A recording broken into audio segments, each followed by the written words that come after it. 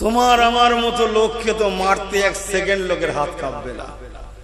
তোমাকে আমাকে গালি দিতে, মিথ্যা বদনাম দিতে লোকের এক সেকেন্ড কাঁপবে না। নবীর নাতিদেরকে ছাড়ে দে। মুসলমানই, আমি অমুসলিমের কথা বলতে আসিনি এখানে। মুসলমান, আমরা মনে করি মুসলমান মানেই জান্নাতি। না ভাই, মুসলমান মানে জান্নাতি নয়, মোমেন মুসলমান জান্নাতি। প্রত্যেকটা মোমেনই মুসলমান, কিন্তু প্রত্যেকটা মুসলমান কিন্তু মোমেন নয়। খুব ভালো করে বুঝবেন। আল্লাহ নবীর পিঠে বসে হুজুরের চুলকে দুজন মিলে ধরেছে।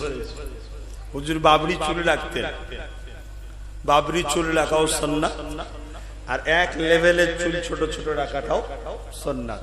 তিন ধরনের সুন্নাত আছে। তো হুজুর বেশিরভাগ সময় বাবরি চুল রাখতেন। হুজুরের এই চুলের হাদিস কয়েক হাজার, কয়েক লাখ শুধু চুলেরই হাদিস আছে। জোরে বলুন সুবহানাল্লাহ। ঈমান আগে, ঈমান। ঈমান রাসূলকে ভালোবাসার নাম, নবীকে আদব করার নাম। আর নবী নিজে বলছেন, আল্লাহ হাসান হোসাইনকে আমি ভালোবাসি। যারা হাসান হোসাইনকে ভালোবাসে আল্লাহ আপনি তাদের এদেরকে ভালোবাসবেন, তাদেরকে। জোরে বলুন সুবহানাল্লাহ। অপর হাদিস শরীফের মধ্যে আছে, যারা আমি রাসূলুল্লাহকে পেতে